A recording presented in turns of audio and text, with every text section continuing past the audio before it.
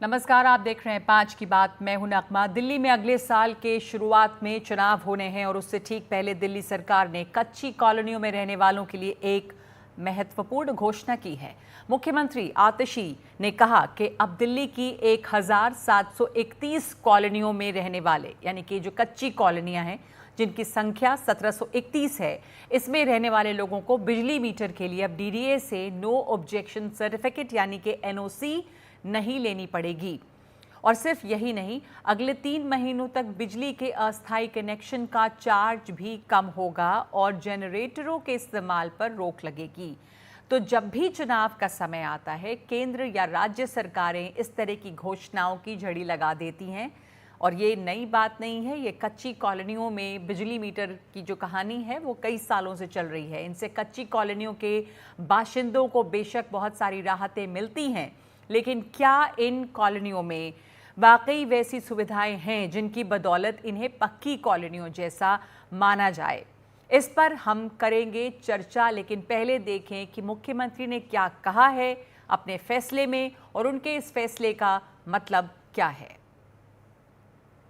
पिछले 1 साल से कच्ची कॉलोनी में रहने वाले दिल्ली के लोग एक बिजली के कनेक्शन के लिए दर दर भटक रहे हैं, ठोकरें खा रहे हैं। ऐसा क्यों? इसलिए क्योंकि भारतीय जनता पार्टी की केंद्र सरकार ने, उनकी डीडीए ने एक ऑर्डर निकाल दिया कि कच्ची कॉलोनी में रहने वाले लोगों को तभी बिजली का कनेक्शन मिलेगा जब वो डीडीए से एनओसी लेके आते हैं। मुझे आज ये बताते हुए खुशी है कि दिल्ली सरकार ने ये फैसला लिया है कि कच्ची कॉलोनियों में जो 1731 कच्ची कॉलोनियां हैं, उनमें बिजली का मीटर लगवाने के लिए किसी भी प्रकार के एनओसी की जरूरत नहीं होगी। पिछले 1 साल से दिल्ली की 1731 कच्ची कॉलोनी में रहने वाले लोग जब बिजली के मीटर के लिए अप्लाई करें तो उन्हें दर दर भटकना पड़ता, एनओसी के लिए भागना पड़ता और बिजली का मीटर लेने के लिए, एनओसी लेने के लिए जगह जगह रिश्वत देनी पड़ रही थी।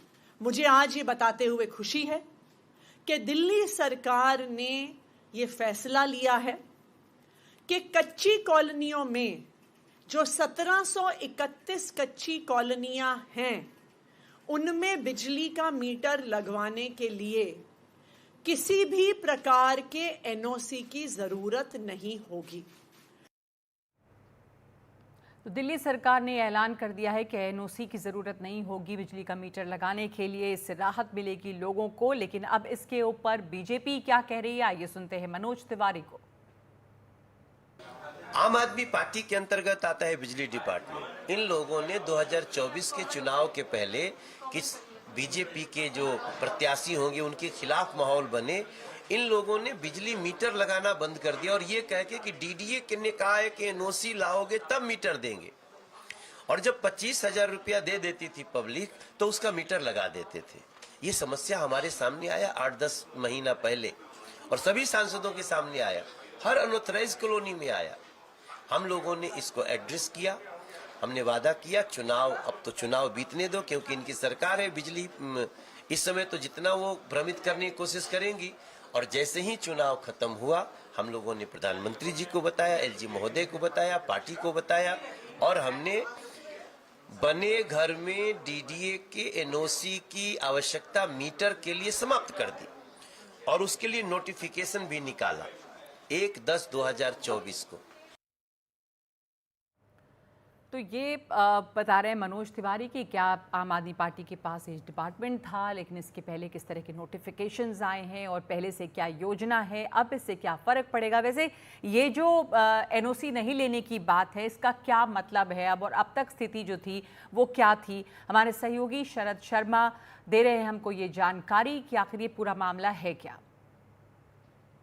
दिल्ली में साल 2008 से एक ट्रेंड चल रहा है, वो ये है कि जब भी दिल्ली में विधानसभा चुनाव आते हैं लोकसभा चुनाव नहीं, विधानसभा चुनाव। विधानसभा चुनाव में ही ये मुद्दा उठता है, लोकसभा चुनाव में नहीं उठता है।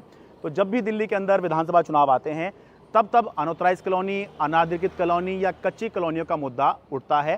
तो 2008 से ये मुद्दा उठना शुरू हुआ था। उसके बाद 2013 के विधानसभा चुनाव से पहले भी उठा, उसके बाद 2015 के विधानसभा चुनाव से पहले भी उठा, फिर 2020 से पहले भी उठा, अब 2025 से पहले भी ये मुद्दा उठ गया है। तो जानना ज़रूरी है कि इस मामले में अभी तक क्या प्रगति हुई है।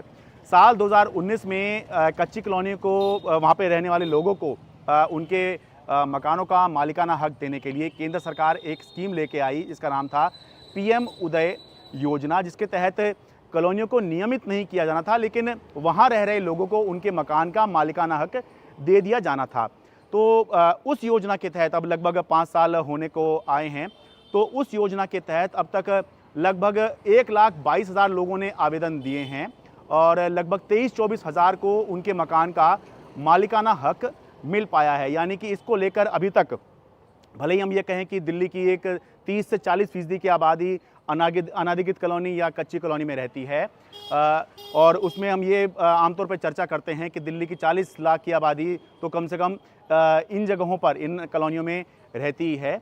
लेकिन जब केंद्र सरकार ने मालिकाना हक देने की योजना शुरू की है तो 5 साल में भी लगभग 23 से 24 हज़ार लोगों को 1,22,000 के करीब आवेदन दिया। ये 25 जुलाई को केंद्र सरकार ने सूचित किया था, उसके औपचारिक आंकड़े हैं इस साल के।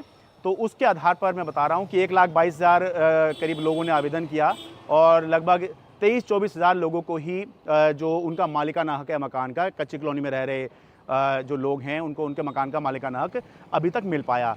तो ये कारण क्या है कि क्यों इतना ठंडा रिस्पांस इस स्कीम के तहत चल रहा है, जबकि जब चुनाव आते हैं ऐसा लगता है कि यही सबसे बड़ा मुद्दा यहाँ पर है। तो ये बताया जा रहा है कि कई सारी इसके पीछे कारण है। पहली बात तो मालिकाना हक लेने के लिए जो डॉक्यूमेंटेशन करने हैं, जो दस्तावेज़ देने हैं, वो आसानी से उपलब्ध नहीं हो पा रहे हैं। लोगों को जैसे पावर अटॉर्नी वगैरह देनी है तो वो लोगों के पास नहीं है। अगर बहुत सालों से रह रहे हैं, लंबा समय हो गया है, तो फिर वो मिलना जो है और मुश्किल हो जाता है। ये मालिकाना हक पाने के लिए भी जो खर्चा करना है, जैसे 50 गज़ के मकान पे बता रहे हैं कि 60,000 के आसपास का खर्चा आता है, 100 गज़ के मकान पर करीब 1 लाख रुपए का खर्चा आता है, वो भी लोगों को लग रहा है कि ये ज़्यादा है, क्योंकि सालों से वो वहाँ रह ही रहे हैं। तो ये कई जगह बताया गया है कि लोग इंटरेस्टेड नहीं हो रहे हैं, इस वजह से भी जो है ठंडा रिस्पॉन्स है। एक कारण ये भी बताया जा रहा है कि जिन लोगों ने मालिकाना हक ले लिया उनको जो सरकारी बैंक हैं उनसे लोन मिलने में दिक्कत आ रही है। तो जो मकान रिकंस्ट्रक्ट करने के लिए जैसे लोन लेते हैं तो उनको सरकारी बैंकों से लोन मिलना जो है वो चुनौती देखी गई, और प्राइवेट बैंकों का जो इंटरेस्ट रेट है लोन का, होम लोन और ये रिकंस्ट्रक्शन वगैरह के लिए जो लेते हैं, वो बहुत ज़्यादा है। तो इस वजह से भी लोगों में जो है मालिकाना हक को लेकर कोई बहुत उत्साह नहीं दिखा। तो मालिकाना हक को लेकर लोगों में उत्साह इसलिए नहीं है क्योंकि मालिकाना हक लेना मुश्किल हो रहा है, इसके लिए पैसे भी खर्च करने हैं, और उसके बाद सवाल ये भी है कि क्या बैंक से लोन मिलेंगे, क्या उनको अपने घर बेहतर करने के लिए कहीं से कोई सहायता मिलेगी, अगर नहीं तो क्या वो ये पैसे खर्च करें। हमारे साथ शिखा राय हैं, बीजेपी प्रवक्ता जुड़ रही हैं इस पर बातचीत के लिए। घनेंद्र भारद्वाज हैं, प्रवक्ता आम आदमी पार्टी के, और AK जैन है, पूर्व chief town planner DDA। Ghanendra Bhardwaj, ये NOC नहीं लेने की जो अभी एक प्रोविजन सामने आई है, जो तोहफा दिया गया दिल्ली के लोगों को मुख्यमंत्री आतिशी द्वारा, इससे क्या फ़र्क पड़ जाएगा उन जगहों पे, कच्ची कॉलोनी में जो लोग रह रहे हैं, उन्हें किस तरह से आसानी होगी? क्योंकि ये तो बहुत पुराने समय से बात चली आ रही है, जैसे हमारे सहयोगी शरद अभी बता भी रहे थे कि हर बार चुनाव के पहले ये मुद्दा आ जाता है। जैसे सबसे महत्वपूर्ण मुद्दा है, जब चुनाव खत्म होते हैं तो वो वापस वही कहानी हो जाती है, अगले चुनाव में एक और वादा।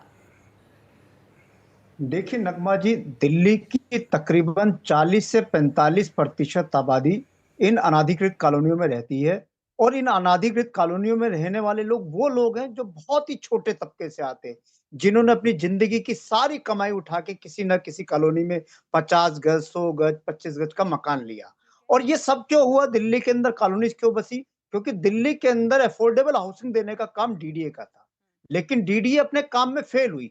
जब DDA फेल हुई और शहर बढ़ रहा था, तो ये एग्रीकल्चर लैंड पे इस तरीके की कॉलोनियों की बसावट बननी शुरू हुई, और हर बार इन अनाधिकृत कॉलोनी के लोगों को, इससे पहले की सरकार उन्हें धोखा देने का काम करा। इन्होंने मकान तो ले लिया अपनी कष्ट कमाई से, लेकिन इनको मूलभूत सुविधा देने का किसी भी तो सरकार ने अब काम ये नहीं करा। जो बिजली आम का आदमी बिल पार्टी, एक जो अभी बिजली का मीटर लग जाएगा तो उससे ये भी सवाल है ना कि क्या ये देखिए, मूलभूत सुविधाएं मिलने लगेंगी उनको मैं जो बाकी मैं ऑलरेडी अभी में मिलती हैं? मैं उसी पे आ रहा हूँ, 60 सेकंड दीजिए मुझे। मैं कह रहा हूँ कि इन अनाधिकृत कॉलोनियों में रहने वाले लोगों को मूलभूत सुविधाएं और उनका नागरिक हक देने का काम अगर किसी ने करा तो अरविंद केजरीवाल जी की सरकार ने करा। हमने इन क्या क्या नागरिक 1731 कॉलोनियों में हाँ, क्या ना क्या सिर्फ नागरिक पानी अधिकार की मिले? लाइन बिछवाई, ना अच्छा। सिर्फ सीवर की लाइन बिछवाई, ना हमने सड़क रोड बनवाए, हमने इनके अंदर मोहल्ला क्लिनिक से लेके तमाम जितनी सुविधाएं हो सकती थी हमने देने का काम करा। कई कॉलोनियों में हमने अस्पताल भी खोले, पब्लिक हेल्थ सेंटर भी खोले, स्कूल भी खोले, जो एक बात एक आपसे पूछ लूं इंफ्रास्ट्रक्चर पहले। चाहिए, बेसिक ठीक है, इंफ्रास्ट्रक्चर। आपने ये तमाम बेसिक इंफ्रास्ट्रक्चर दिए, लेकिन अब ये जो बिजली वाला मुद्दा है जी, या उनको जो मालिकाना हक देने की बात है इन कच्ची कॉलोनी में रहने वाले लोगों को, ये तो 2008 से चल रहा है घनेंद्र जी मामला। 2008 के चुनाव के देखिए, समय में ये उठा, 2013, 2015, 2020, अब 2025 के चुनाव में भी मुद्दा है। इसके पहले ये बताइए मुझे सिर्फ कि इसके जो केंद्र सरकार है, 2019 में केंद्र सरकार ने कच्ची कॉलोनी में रह रहे लोगों को मालिकाना हक देने के लिए उनके मकान का एक पीएम उदय योजना की शुरुआत की थी। तो वो योजना तो पहले से है, ठीक है, तो उस पर क्या काम हो रहा है? अब आप लोग क्या अलग करेंगे? देखिए नगमा जी, दो चीजें बताता हूं। आज जो मुख्यमंत्री आतिशी जी ने घोषणा करी कि इन कच्ची कॉलोनियों में जो लोग मकान बना के रह रहे थे, जो लोग मकान बना रहे थे, उनको इलेक्ट्रिसिटी मीटर नहीं मिल रहा था, उसकी एक कंडीशन लगा दी गई लेफ्टिनेंट गवर्नर ऑफिस से, डीडीए से, कि डीडीए की एनओसी चाहिए। मैंने बताया कि ये कच्ची कॉलोनियों का जो लैंड यूज है ना, हाँ। वो आज तक एग्रीकल्चर का चलता आ रहा है। जब एग्रीकल्चर लैंड है तो कोई डीडीए कोई दूसरा डिपार्टमेंट एनओसी नहीं दे सकता, क्योंकि रेगुलराइज कॉलोनीज नहीं है। अब डीडीए ने शर्त ऐसी लगा दी कि गरीब आदमी इलेक्ट्रिसिटी मीटर नहीं लगवा पा रहा था। आज आतिशी जी ने उसको रिवोक करा है। और जो भारतीय जनता पार्टी के लोग कहते हैं तो मालिकाना, ये 2008 इलेक्ट्रिसिटी से मीटर कहते आ जब रहे हैं। लग जाएगा तो उससे कितना फायदा हो जाएगा उनको मालिकाना हक मिलने की राह में? क्या आसानी होगी? शिखा राय, आपको क्या लगता है? क्योंकि अब जो पीएम उदय योजना पहले भी शुरू हुई थी, एक मिनट सवाल पूछ लूं मैं आपसे। पीएम उदय योजना जो शुरू की गई थी पहले केंद्र सरकार द्वारा, उसके 5 साल बाद भी बहुत ज्यादा लोग आगे नहीं आए हैं अप्लाई करने के लिए कि उनको मालिकाना हक चाहिए मकान का। ऐसा क्यों हो रहा है? देखिए वो मैंने अभी सुना भी, और जो हम लोग नीचे जब जाते हैं लोगों से फॉर्म्स भर करके उनको इसकी बात बताते हैं, तो बहुत सारे लोग भरते भी हैं। 1 लाख समथिंग के ऊपर लोगों ने भरा भी है।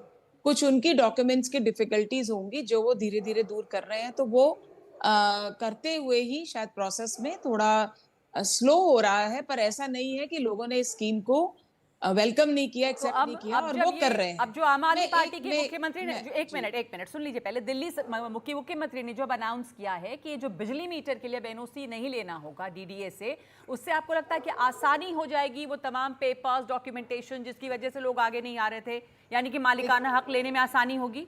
देखिए, इससे कुछ उसका मालिकाना हक का कुछ लेना देना नहीं है। जो ये बिजली के मीटर की आज उन्होंने मात्र एक स्टेटमेंट दी है। देखिए, ये आम आदमी पार्टी का बहुत पुराना उनका स्टाइल ऑफ वर्किंग है कि काम कोई भी करे, क्रेडिट वो अपने को ले जाने के लिए पूरे माहिर हैं। तो काम आप आज लोगों ने किया था पहले? जी, एक सेकंड मैं बस बता दूं कि अभी उन्होंने कहा कि एलजी ने एक ऑर्डर पास कर दिया था जिसमें कहा कि डीडीए की जो है एनओसी की जरूरत पड़ेगी। पहले तो मैं ये बात यहाँ बताना चाहती हूँ कि दिल्ली में जो बिजली डिपार्टमेंट है वो दिल्ली सरकार के अधीन रहता है। अगर एलजी ने कोई ऑर्डर पास किया था तो फिर एलजी ही तो वापस ले रहे होंगे ना उसको, तो दिल्ली सरकार ने उसको क्या रिवोक कर दिया? आपको ध्यान होगा 1/10/2024 को ये नोटिफिकेशन आ गई थी, जब दिल्ली के 7 एमपी इकट्ठे होकर के उनको चुनाव के समय में ये जानकारी आई थी कि मीटर लगने में अनऑथराइज्ड कॉलोनीज में डिफिकल्टी आ रही है। तो वो एलजी के पास गए और एलजी ने इसको पहले ही रिवोक किया, या उनकी बात सुन करके उसमें जो डिफिकल्टीज आ रही थी उसको रिमूव किया, और 1/10 को नोटिफिकेशन आ गया। गणेंद्र जी, तो इस पर आपका आज जवाब देना आतिशी जी चाहते ऐसा कौन सा अलग से देखिए, घोषणा उन्होंने करके नगमा जी, उन्होंने नगमा अपनी जी, तरफ से दोनों क्या बातों किया? को दुरुस्त मेरे करता को हूं। मेरे को दोनों एक बातों को थोड़ा दुरुस्त करता समय हूं। और दीजिए। ये जो आपको कह रही दूंगी है समय। ना, आपने जो अभी सबसे बात पहले- कहा, एक मिनट घनेंद्र मैं जी उसका जवाब जवाब दे दे दीजिए रहा हूं। इसका, मैं पर उसका ये भी जवाब बता दे रहा दीजिए हूं। कि आज ऐसा देखिए, क्या नगमा जी, नया ये किया जो- आतिशी जी ने? नगमा जी, पहले 2 बातें बता दूं। Bharatiya Janata party unauthorised colonies के खिलाफ है, क्योंकि ये अनऑथराइज्ड कॉलोनीज इनको वोट नहीं करती, ये स्टेटमेंट इसलिए आप बार-बार नहीं झुंझुना दे देते सकते। हैं ये। ये स्टेटमेंट मैं आपसे यहाँ नहीं लूंगी मालिका नाक कैसे कि मिलेगा? एक भारतीय जब वो जनता नक्शा पार्टी पास खिलाफ करेंगे। है। इनसे कैसे? गणेंद्र जी, इनके आप ये पीडीए बयान को कैसे दे एरियल सकते हैं सर्वे कि करा। भारतीय जनता पार्टी आप खिलाफ है इनके अनऑथराइज एरियल कॉलोनी के? सर्वे करा, ये आपके कोई कहने यूडी से नहीं मिनिस्ट्री होगा। ने एरियल ये सर्वे करा, भारतीय कुछ जनता नहीं करा। पार्टी है अरे जो वो लेकर मकान आई है मालिका नाक मालिका कैसे नाक के मिलेगा? लिए। जब एक तक मिनट। सर्वे नहीं होगा, अब आपको रोकना पड़ेगा। गणेंद्र जी, अपनी बात पूरी करें। आप नहीं, गणेंद्र जी, मैं आपसे सवाल दोबारा पूछ रही हूँ। जो शिखा राय ने कहा, आप बात सुनिए, नहीं तो आपका माइक नीचे करना पड़ेगा। बात सुनिए पहले गणेंद्र जी। जो शिखा राय ने कहा कि आज आतिशी जी ने ऐसा क्या नया कर दिया है, तो ये सवाल है बड़ा कि क्या ये आप दोनों के लिए, क्या ये सिर्फ एक क्रेडिट वॉर है चुनाव के पहले? क्या अनऑथराइज कॉलोनी वालों के लिए पास साथ में कौन है? मैं एक ब्रेक लूंगी। इस समय हमारे साथ में और भी मेहमान मौजूद हैं। पूर्व chief town planner AK Jain. इस ब्रेक के बाद मैं वापस आऊंगी कि अनऑथराइज कॉलोनियों को इससे क्या फायदा होगा, वो कितनी पक्की हो जाएंगी। इस ब्रेक के बाद ये चर्चा जारी रहेगी। तो दिल्ली में चुनाव के मौसम के पहले ही या दिवाली के पहले एक तोहफा दिया है दिल्ली की मुख्यमंत्री ने। दिल्ली के अनऑथराइज्ड कॉलोनीज में रहने वाले, कच्ची कॉलोनी में रहने वाले लोगों के लिए उन्हें बिजली मीटर लगाने के लिए अब DDA के NOC की, नो ऑब्जेक्शन सर्टिफिकेट की ज़रूरत नहीं है। इस पर हमारे साथ AK जैन साहब जुड़े हैं, शिखा राय हैं और घनेंद्र भारद्वाज। AK जैन साहब, ये बिजली मीटर जो है वो लग जाए, उसके लिए NOC की ज़रूरत ना पड़े, तो बिजली मीटर लग जाने से ये कच्ची कॉलोनी ऐसे कितनी पक्की हो जाएंगी? क्या हासिल होगा? कैसे क्या बुनियादी सुविधाएं मिल जाएंगी इनको? क्या लगता है आपको? नहीं, ये तो फंडामेंटल राइट है बिजली का मीटर, इसमें कोई कन्फ्यूजन नहीं होना चाहिए। लेकिन मुझे ये लग रहा है कि थोड़ा सा हम मिक्सअप कर रहे हैं। अनऑथराइज कॉलोनीज़ हैं 1731 जो रेगुलराइज हो गई हैं या होने वाली हैं, और उसके अलावा 260 अनऑथराइज कॉलोनी जिसे एफ्लुएंट कॉलोनी कहते हैं, या वो रेगुलराइज होने के काबिल नहीं है क्योंकि रिवर बेड पर आ रही हैं या रिज में आ रही हैं, या एफ्लुएंट रिच कॉलोनीज है, सैनिक फार्म्स वगैरह।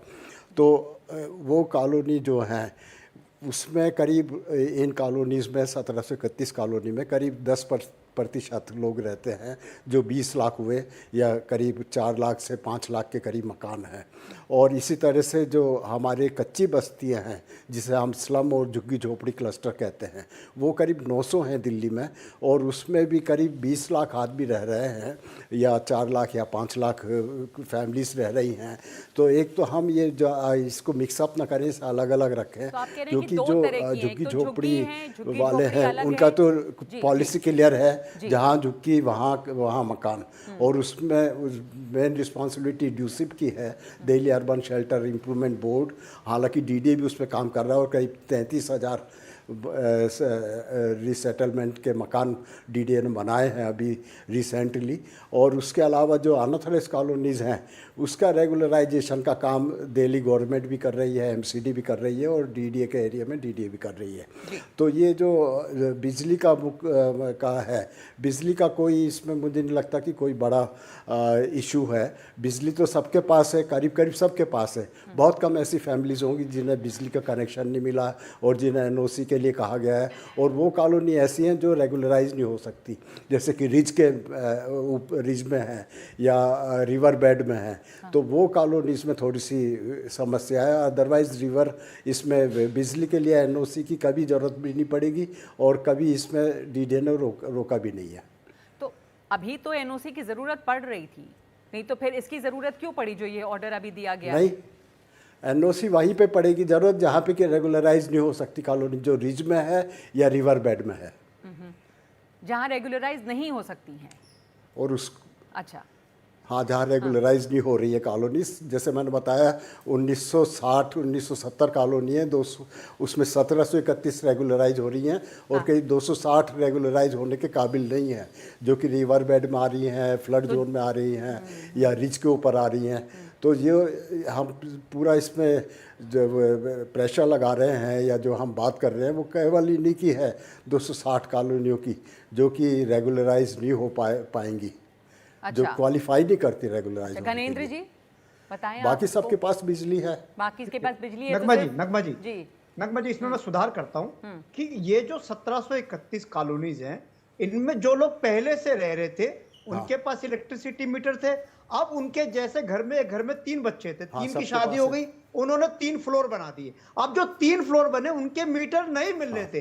पूरी दिल्ली के अंदर एलजी साहब ने डीडीए के वाइस चेयरमैन होने के नाते एक क्लॉज लगा दिया कि जिसको इलेक्ट्रिसिटी मीटर चाहिए उसे डीडीए की एनओसी लेके आनी पड़ेगी। जैसे एलजी साहब ने कहा कि 1100 पेड़ कटवा दो और एलजी साहब ने समझा कि वे एलजी हैं, दिल्ली का कोई ऑर्डर निकाल सकते हैं।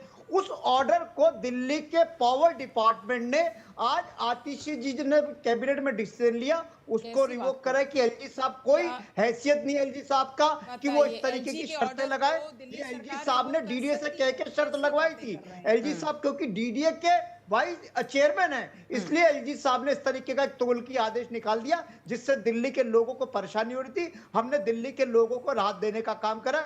दूसरी बात, जो भारतीय जनता पार्टी के लोग हर बार कहते हैं, ये जो कहते हैं ना मालिकाना की झुंझुना है, मालिकाना की दे नहीं सकते, उसके लिए इनको लैंड यूज चेंज करना पड़ेगा। इसके लिए यूडी डिपार्टमेंट को एरियल सर्वे कराना पड़ेगा, जो भारतीय जनता पार्टी के लोग करेंगे नहीं। चलिए, तो आपसे बस एक बात और पूछना है कि अब ये बिजली के मीटर के लिए एनओसी नहीं लगेगी, ठीक है, आपने राहत दी, लेकिन अब ये जो अनऑथराइज्ड कॉलोनी है जहाँ पर ये एनओसी नहीं चाहिए, वो कॉलोनियाँ अभी कच्ची कॉलोनियाँ हैं, कि वो पक्की कॉलोनियाँ क्या हो जाएंगी, क्या उस प्रोसेस में है, क्या उनको और सुविधाएं भी उसमें मिलेंगी? मैं नगमा जी एक चीज और बता दूं, निश्चित तौर पर इन कॉलोनियों को रेगुलाइज कराने के लिए आम आदमी पार्टी की सरकार ने काम करा है। इनमें बिजली, पानी, सड़क, सीवर, लाइट, इलेक्ट्रिसिटी, स्कूल, अस्पताल, मोहल्ला क्लिनिक, सब कुछ हमने बना दिया है। इन कॉलोनियों के लोगों को मूलभूत सुविधा देने का काम अरविंद केजरीवाल जी की इन कॉलोनियों के लोगों को मूलभूत सुविधाएं देने का काम किया गया है। शिखा राय, बिजली, पानी, टैंकर माफिया कहाँ चल, मोहल्ला क्लिनिक्स, कॉलोनियों में मोहल्ला क्लिनिक्स कहाँ है? सड़क के ऊपर जो डब्बे बने हैं उनमें कुत्ते और गधे गाय अंदर बैठते हैं। कौन से मोहल्ला क्लिनिक में अनऑथोराइज्ड कॉलोनीज के लोगों को सुविधा मिल रही है? मुझे आप बताएं, ये जो कहना है इनका ना कि हमने ये दे दिया, अस्पताल ढूंढने निकले, मैं कह रही हूं ना सीवर नजर आएगा, ना पानी नजर आएगा, ना बिजली नजर आएगी, कुछ नजर नहीं आएगा। ये दिया जो अमित शाह साहब ने जो काली बिजली पट्टी उनको दी है, ऑलरेडी मिल रही है, कोई इशू नहीं है मीटर लगने में। और दिल्ली सरकार के पास कोई अथॉरिटी नहीं है कि एलजी के ऑर्डर को रिवोक कर सके। अच्छे मोहल्ला क्लिनिक नजर आएंगे, शानदार कौन से अच्छे मोहल्ला क्लिनिक? कुल मिला के शिखा राय, आप क्या कहना चाह रही हैं? और घनेंद्र जी, आप दोनों ये दिखाना चाह रहे हैं इस समय क्रेडिट वॉर है बीजेपी और आम आदमी पार्टी के बीच में। कोई क्रेडिट वॉर नहीं है। कॉलोनी के लिए किसने ज्यादा काम किया? अरे काम करे ना, दिल्ली के लोगों ने 7 सांसद ये काम करे, किसने मना करा है? ये काम है एलजी का कि 1100 पेड़ कटवा देंगे बगैर किसी ऑर्डर के। किसने दिया? 10 साल से दिल्ली में है, एक भी काम। पेड़ कटवाने की बात तो सुप्रीम कोर्ट की तरफ से आज एक सख्त ऑर्डर भी आया है कि एलजी साहब को जवाब देना होगा। अनऑथराइज्ड कॉलोनीज को हमेशा यूज किया गया है। हर 5 साल के बाद उनको वोट बैंक के लिए सबसे बड़ा केवल हर सवाल तो यही है, आप इस बहस को यही किया जाता कि है। हर 5 साल के बाद कच्ची कॉलोनियों का ये मुद्दा उठता है। क्या ये सिर्फ एक चुनावी मुद्दा बन गया है? दिल्ली वालों को ये समझना होगा, इन कॉलोनी में रहने वाले लोगों के लिए। के जैन साहब, धन्यवाद आपका। शिखा राय, घनेंद्र जी, बहुत धन्यवाद जुड़ने के लिए। लोग समझेंगे कि आखिर कौन उनके लिए काम कर रहा है और उसी हिसाब से आगे फैसला करेंगे। एक ब्रेक ले रहे हैं इस समय हम 5 की बात में। ब्रेक के बाद बहुत जरूरी खबर, महिलाओं की शादी के बाद क्या उनके करियर में एक ब्रेक लग जाती है? वर्ल्ड बैंक की एक रिपोर्ट, इस पर बातचीत इस ब्रेक के बाद।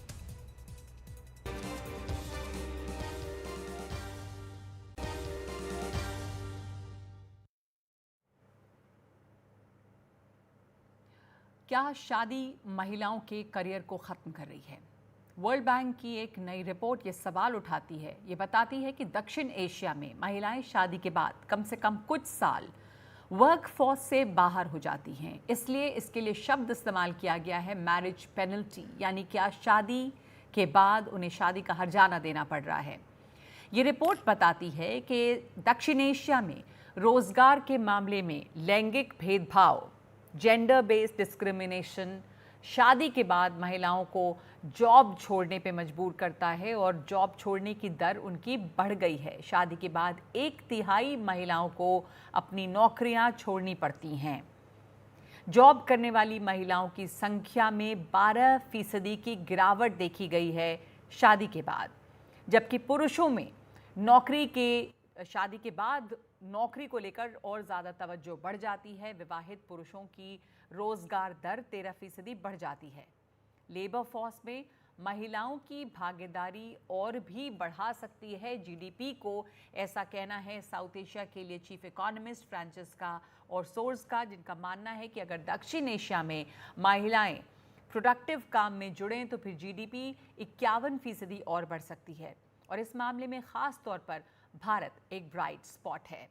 तो वर्ल्ड बैंक की रिपोर्ट ये तमाम चीज़ें कह रही है, लेकिन इससे सवाल ये भी उठता है कि शादी के बाद महिलाओं को लेकर ऐसे क्या पूर्वाग्रह हैं जिनकी वजह से महिलाओं को वर्कफोर्स से बाहर आना पड़ता है। तो आपको दिखाते हैं एक और ग्राफिक के ज़रिए कि किस तरह के पूर्वाग्रह की शिकार होती हैं महिलाएं।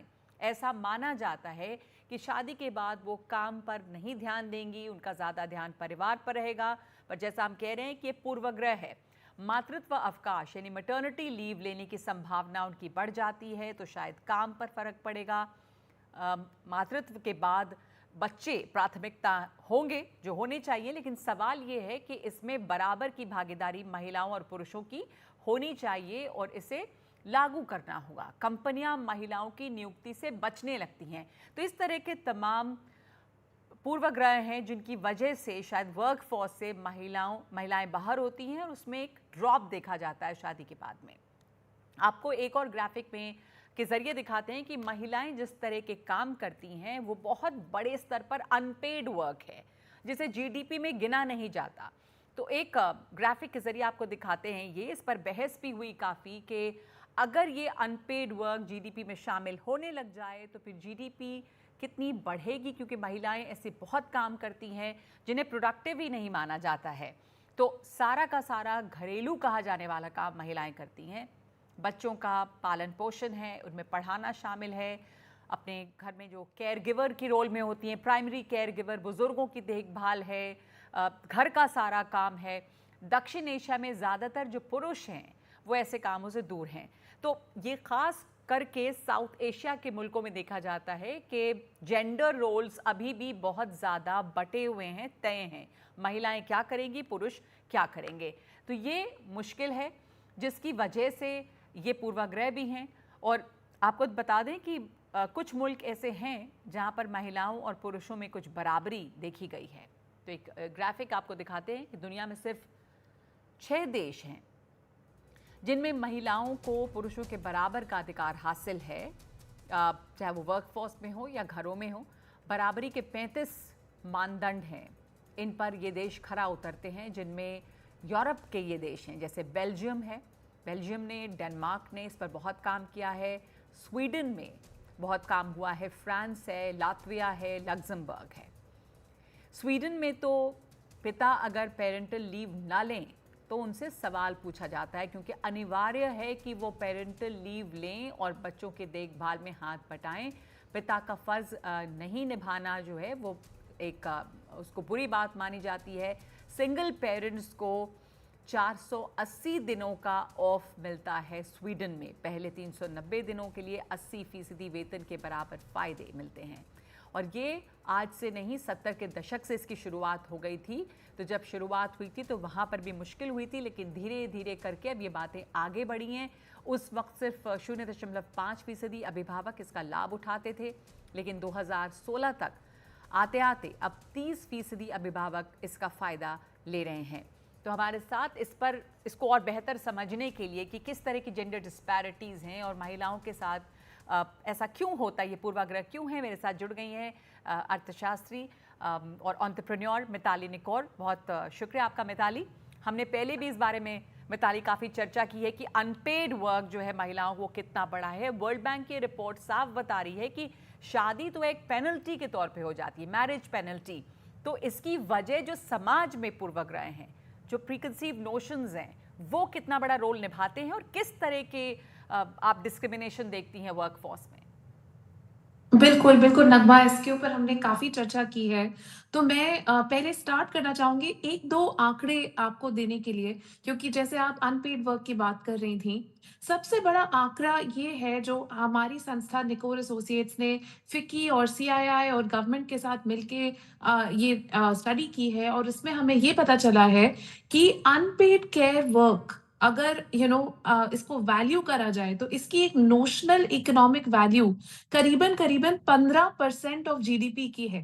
तो अगर आप इसको पेड वर्क बनाएं, आप इसको मेन स्ट्रीम इकोनॉमी में लेकर आए, आप चाइल्ड केयर सेंटर्स खोलें, आप एल्डर केयर सेंटर्स खोलें और वहां पे वर्कर्स को एम्प्लॉय करें, तो नियरली 15% ऑफ जीडीपी की बढ़ोतरी आपकी हो सकती है। अब अगर हम वर्ल्ड बैंक की रिपोर्ट को आज देखें, वर्ल्ड बैंक की रिपोर्ट में ये बहुत क्लियरली आ रहा है कि ये अनपेड केयर वर्क जो है ये बहुत बड़ा कारण है कि कंपनीज जो है विमेन के साथ थोड़ी डिस्क्रिमिनेशन कर रही हैं, स्पेशली मैरिज के बाद, क्योंकि उनको एक अनकॉन्शियस बायस आ जाता है उनके माइंड में कि जैसे ही एक लड़की की शादी हुई, हम इसको अपने काम की रिस्पॉन्सिबिलिटी नहीं दे सकते क्योंकि अब इसके ऊपर घर की रिस्पॉन्सिबिलिटी आ गई है। बट ये जो एक अनकॉन्शियस बायस है, इसके लिए पूरी सोसाइटी को ऑफ कोर्स काम करने की जरूरत है।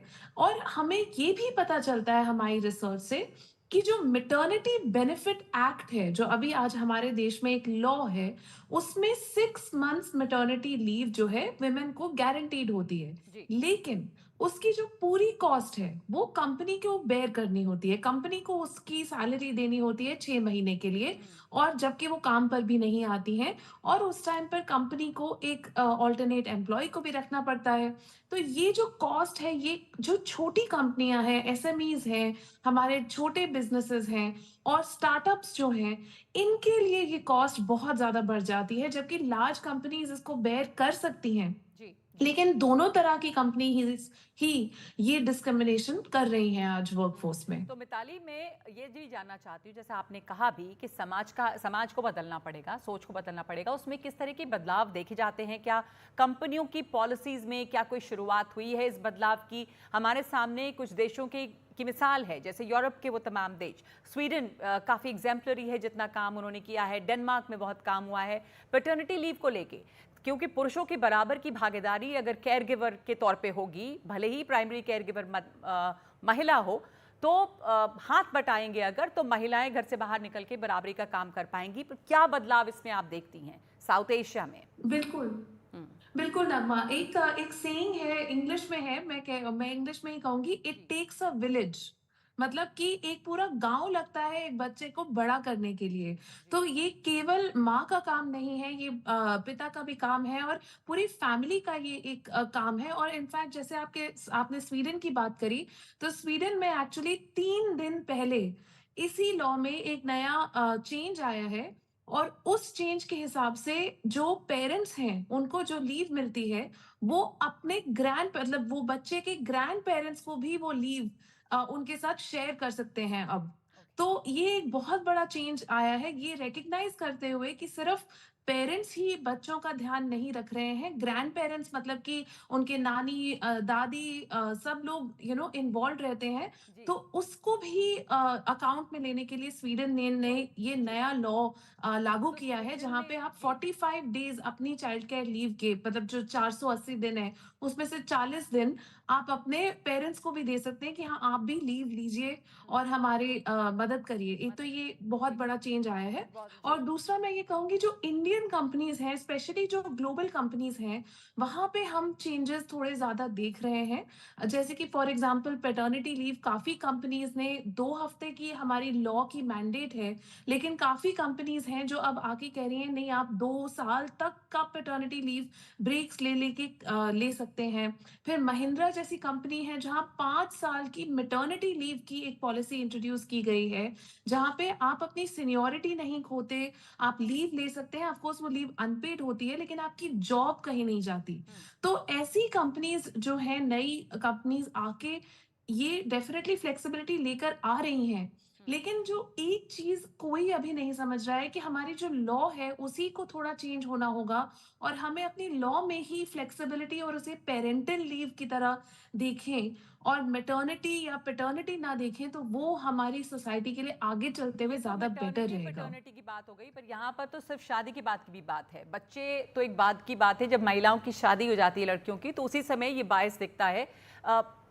इसको कैसे दूर किया जाए, क्योंकि इसमें सामाजिक स्तर पे बदलाव की ज़रूरत है।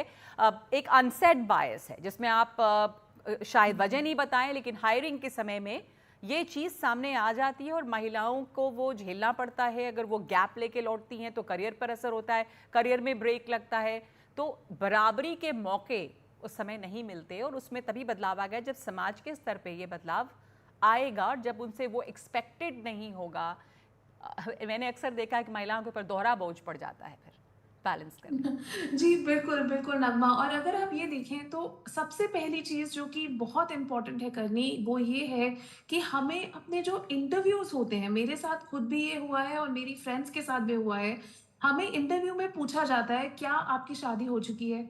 क्या आपके बच्चे हैं? क्या आपका बच्चा करने का कोई प्लान है? मतलब वो भी आप बताइए हमें।" अच्छा। तो मतलब इस तरह के जो क्वेश्चंस हैं, ये सिर्फ़ औरतों से पूछे जाते हैं, ये जी। आदमियों से नहीं पूछे जाते। हम्म। तो सबसे पहले तो ये क्वेश्चंस ही क्यों पूछे जा रहे हैं एक इंटरव्यू में। दूसरा कि हमें ये ज़रूरी है कि हमें किसी लॉ की ज़रूरत नहीं है इसके लिए कंपनीज़ को खुद इंटरनली और काम करने की ज़रूरत है अपने जी। मैनेजर्स के साथ। जी। अब बहुत टाइम हमारे जो मैनेजर्स होते हैं वो मेल होते हैं और एम्प्लॉयी जिसको आप इंटरव्यू कर रहे हैं वो फीमेल है। तो ये बहुत ज़रूरी है कि आप एक इंटरव्यू पैनल बनाएँ और उस इंटरव्यू पैनल में एक फीमेल का होना तो वो बहुत ज़रूरी जी, है, चाहे जी। कोई भी कैंडिडेट इंटरव्यू हो तो रहा यहाँ हो, से ताकि वो डाइवर्स पर्सपेक्टिव आ सके कि जी। हाँ, इस लेडी का कोई कैपेबिलिटी आप देखिए, जी। बाकी चीज़ें मत देखिए। जी। और तीसरी चीज़ है कि हमें चाहिए और फ्लेक्सिबिलिटी। जब तक हम फ्लेक्सिबिलिटी को अडॉप्ट नहीं करेंगे, ये जो सारी वर्क प्लेसेस जहाँ पे ये तो प्रैक्टिसेस जी, हो रही जैसा हैं, आप कह रही ये हैं कि एक नॉलेज तो इकोनॉमी है। सेंसिटाइजेशन की ज़रूरत है। सबसे पहले वो पैनल डाइवर्स होना चाहिए और फ्लेक्सिबिलिटी की बात आपने की। तो ये तमाम बदलाव कंपनियों को अपने लेवल पे, इसके अलावा समाज के लेवल पे लाने की बहुत ज़रूरत है। बहुत शुक्रिया आपका मिताली, हमारे साथ जुड़ने के लिए। तो एक ब्रेक ले रहे हैं इस वक्त हम 5 की बात में।